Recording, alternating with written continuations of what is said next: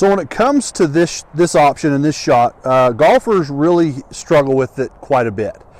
They don't have the confidence to land the golf ball on the green and allow it to spin and then release towards the hole, and they're not sure which club to hit, okay?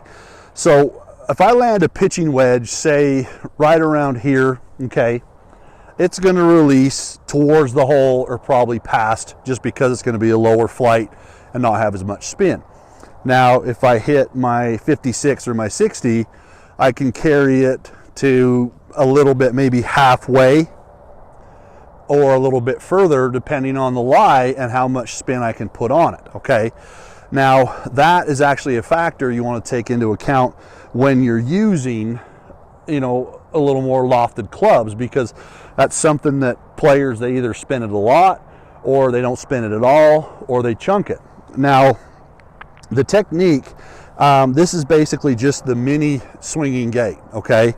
The swinging gate for the full swing is going from just here and letting the club pass you, okay? That's the swinging gate. Now here, it's the same setup or same thought, except it's just a mini swinging gate. And it's almost like you just kind of break that wrist and then you just kind of push through and really use how these clubs are designed.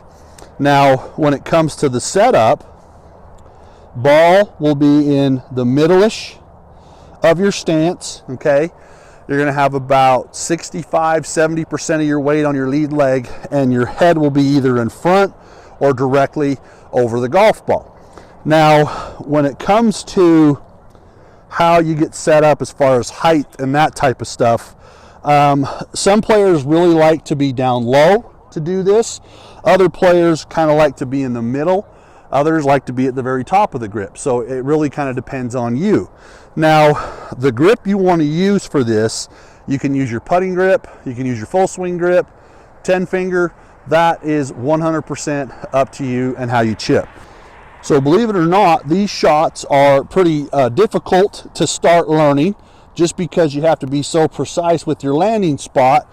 But I don't want you to worry about coming up short, okay? That's the biggest thing that I see. Golfers are worried about hitting the ball past the hole. So let's focus on landing it. So if we do go by, we go by close to about 3 feet. Okay, so there we go, all right? That, we landed it where I wanted to. It released towards the hole. I just didn't quite play enough break, but that was a very good little chip shot that had every chance to go in. So again, it's that motion. It's just here, here, using the levers, back through. That one I left short. Oh, don't do it. Oh, I had it right on line too. So those are the ones that, when I'm out playing, those are the ones I'm mad at. Okay, but I don't throw a fit. Don't throw a fit. But that's the shot that's gonna bother me, because I didn't get it there and I had it online, and that was a good shot. So now we're gonna go to the sand wedge. Same motion. This is my 56. A little bit longer backswing, a little bit more speed coming into impact. Same setup, everything. Pull it just a touch, but you can see how it laid down a little bit better than the pitching wedge. Okay, it didn't release as hard. It definitely had a little bit more spin to it. Okay, this one we're going to land more over here, try to make one here. So here we go. Remember, just a slight little pivot.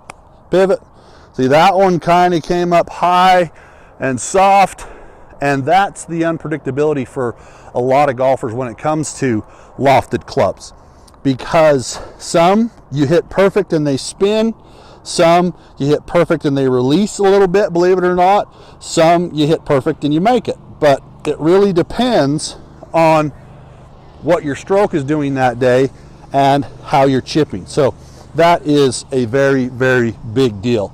But your goal is 3 feet on all of these, and we're going to 2-putt those putts, and this is how you start saving strokes around the green. And you know, I give myself probably about a B- on those chips right there. But that's better than a C minus or a D minus.